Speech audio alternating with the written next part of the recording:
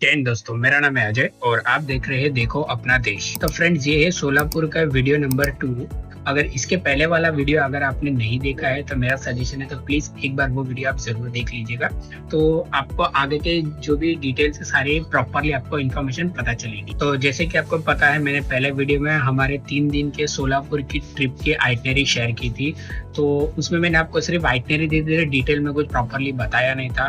तो इस वीडियो में मैं आपको बताऊंगा कि हम लोग ने डे 1 में क्या किया था। तो डे 1 में हम लोग चले गए थे सिद्धेश्वर टेम्पल में, और सिद्धेश्वर से हम लोग गए थे माँ तुलजा भवानी टेम्पल के दर्शन करने के लिए। तो मैं मेरा पर्सनल एक्सपीरियंस शेयर करूंगा, और अपने फ्रेंड्स और फैमिली के साथ आप कभी जाना चाहते हो तो आप वहां पर भी इस हिसाब से मतलब मेरे प्लानिंग के थ्रू आप जा सकते हो। तो फ्रेंड्स, फ्राइडे के दिन अर्ली मॉर्निंग में हम लोग सोलापुर 7 o'clock तक पहुंच गए थे। हमने Mumbai to Solapur Siddheshwar superfast express पकड़ी थी। अगर इनकेस अगर आप मुंबई से ही ट्रेवल कर रहे हो तो मेरा सजेशन है कि अगर ये ट्रेन में ट्रेवल कर रहे हो तो आप एडवांस में बुकिंग कर लीजिएगा, क्योंकि ये ट्रेन में टिकट्स मिलना बहुत मुश्किल है। हमने लगभग 1.5 महीने पहले टिकट बुकिंग की थी, फिर भी हमें आरएसी में मिली थी और आरएसी कंफर्म नहीं हुई थी यहाँ। तो मेरा सजेशन है कि अगर यही ट्रेन में अगर आप बुकिंग करना चाहते हो, जो सिद्धेश्वर एक्सप्रेस है, डेली चलती है मुंबई सीएसएमटी से सोलापुर के लिए, तो आप एडवांस में बुकिंग जरूर कर लीजिएगा।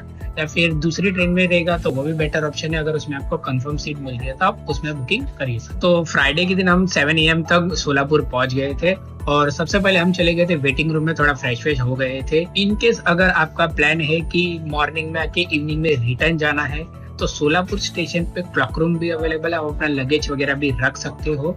और अगर आपको फ्रेश होना है तो वेटिंग रूम अवेलेबल है। एसी वेटिंग हॉल भी अवेलेबल है, जो कि 20 rupees per person per hour के लिए चार्जेस होते हैं। और यहाँ पर रेलवे की तरफ से डोरमेट्री की भी फैसिलिटी अवेलेबल है। तो आप रिटायरिंग रूम वगैरह अगर आप बुक करना चाहते हो तो वो भी आप ऑनलाइन कर सकते हो। ये बात आपको पता रहेगी कि जिनकी रिजर्वेशन टिकट होती है वो लोग रिटायरिंग रूम डोरमेट्री वगैरह बुक कर सकते हो। डोरमेट्री 300 रुपीज 3 to 4 आवर्स के लिए मिल जाएगा आपको।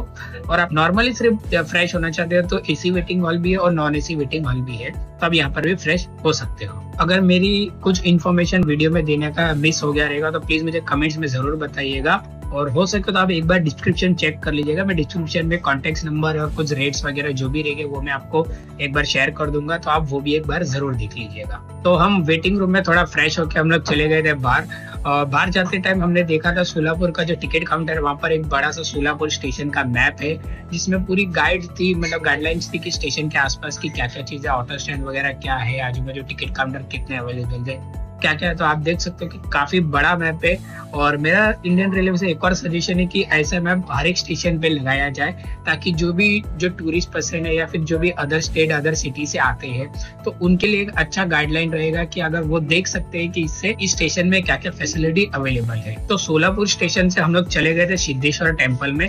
तो सोलापुर स्टेशन से सिद्धेश्वर टेम्पल लगभग 1.5 से 2 किलोमीटर का डिस्टेंस है।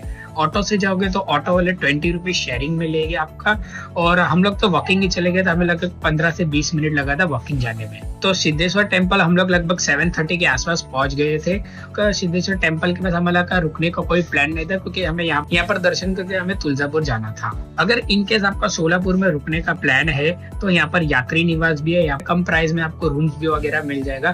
तो हम लोग यहाँ पर यात्री निवास में चले गए थे, और हमारा कोई रुकने का प्लान नहीं था। लेकिन यात्री निवास में एक फैसिलिटी अच्छी है कि अगर आपको फ्रेश होना है, नहाना धोना है, तो इसके लिए आप 50 रुपीज पर पर्सन पे करके आप नहा धो सकते हैं, फ्रेश हो सकते हैं। तो हमने भी वही यूज किया। हमने हमारा सामान यहाँ पर लॉकर में रख दिया। यहाँ पर लॉकर भी अवेलेबल है।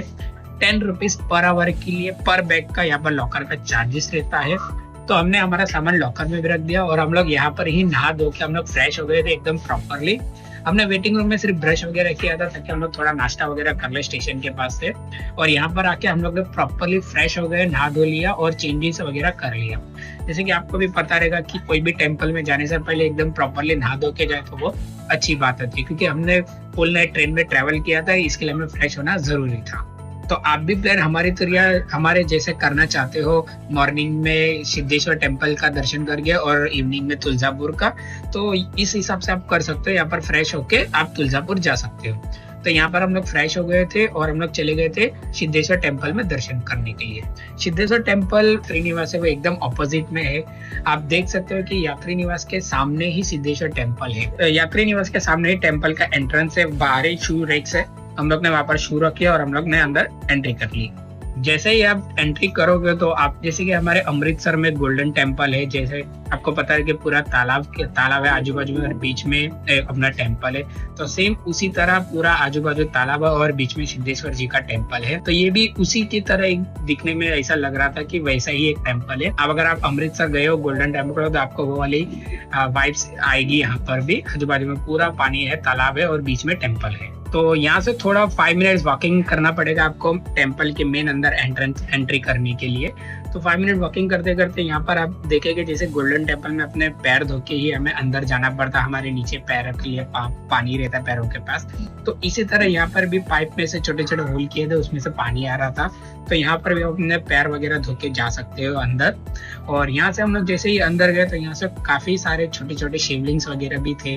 गणपति बप्पा के भी दर्शन किए हमने, वहां पर भी गणपति बप्पा की मूर्ति थी। फिर यहाँ से हमने एंट्री की, हम लोग ने यहाँ से बैक साइड से एंट्री की। अगर आप देख सकते हो यहाँ से ही मेन एंट्री है। तो जैसे ही हमने टेम्पल के अंदर एंट्री की तो यहाँ पर काफी अच्छा गार्डन जैसा बना हुआ था, प्रॉपरली आप देख सकते हो, काफी हरियाली थी। और हम लोग जैसे एंट्री करके हम लोग वॉकिंग कर रहे थे तो यहाँ पर हमने देखा शिवयोग समाधि।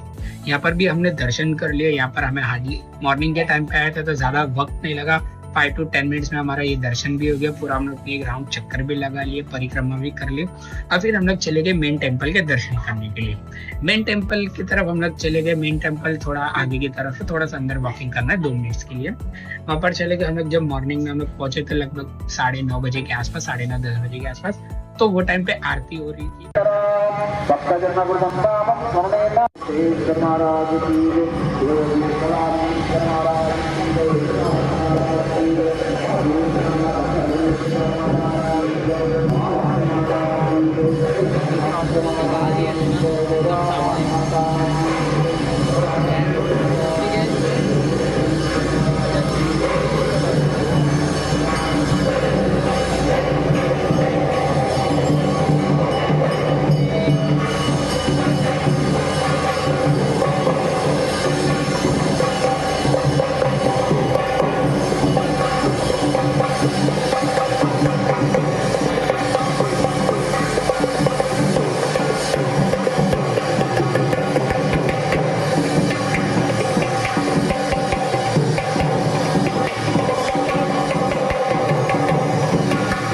टेम्पल में कंस्ट्रक्शन हो रहा। टेम्पल के बाहर काफी बड़ा कॉरिडोर है, काफी बड़े सिटिंग एरिया है। अगर आप महाशिवरात्रि के टाइम या फिर श्रावण के टाइम आ रहे रहेंगे तो काफी भीड़ मिलेगी आपको यहाँ पर।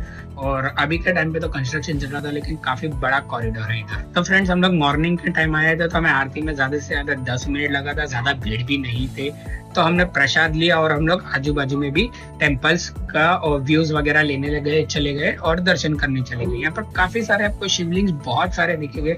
मैंने काउंट करने के लगभग 20 से 25 आपको शिवलिंग्स वगैरह मिलेंगे आपको, छोटे छोटे हर जगह पे हर कोने में दिखेंगे। सारा टेम्पल हम लोग घूम चुके थे, सारे शिवलिंग के दर्शन हो गए थे हमारे। और फिर हमने लाडू प्रसाद ले लिया था हमारे घर के लिए और वो लेके हम लोग चले गए थे भोजनालय में। ध्यान रखिएगा फ्रेंड्स कि यहाँ पर भोजनालय भी अवेलेबल है जो कि एकदम फ्री ऑफ कॉस्ट है, जिसको कहा जाता है अन्नचाथम, जिसका टाइमिंग है लगभग मॉर्निंग में 11 AM से 2 PM तक, एकदम फ्री ऑफ कॉस्ट रहता है।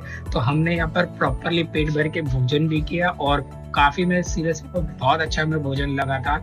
एकदम बोलते ना घर से भी बेटर, मेरे हिसाब से घर से भी अच्छा हमें खाना लगा था यहाँ पर।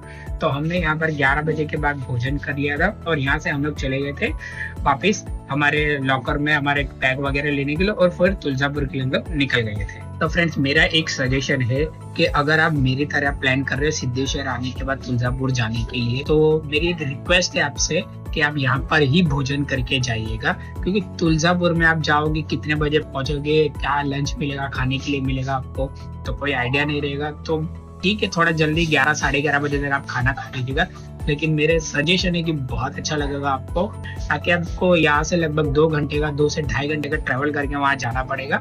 तो इसके लिए ये आपके लिए बेटर ऑप्शन है। तो हमने सिद्धेश्वर का दर्शन कर लिए थे, सिद्धेश्वर जी के, और वहां से फिर हम लोग चले गए थे वापस यात्री निवास। हमने हमारे लगेज वगैरह कलेक्ट किया, लगभग 11:30 पौने 12 के आसपास हो गया था।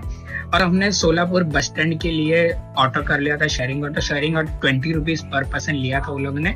और सिद्धेश्वर टेम्पल से Solapur bus stand hardly 2 kilometre का डिस्टेंस है, 1.5 से 2 किलोमीटर ही है। ऑटो कर लिया था हम लोग, हार्डली 5-10 मिनट्स में पहुंच गए थे। और फिर हमने यहाँ से तुलजापुर के लिए सोलापुर से बस पकड़ ली थी। तो मेरे हिसाब से वीडियो काफी लंबा हो चुका है, तो मैं आपको नेक्स्ट वीडियो में बताऊंगा कि तुलजापुर के दर्शन आप कैसे कर सकते हो। अगर आपको कुछ मुझे पूछना है तो आप मुझे कमेंट्स में जरूर बताइएगा। तो आज के वीडियो में बस इतना ही रखते हैं, मिलते हैं हम नेक्स्ट वीडियो में, तब तक के लिए जय हिंद।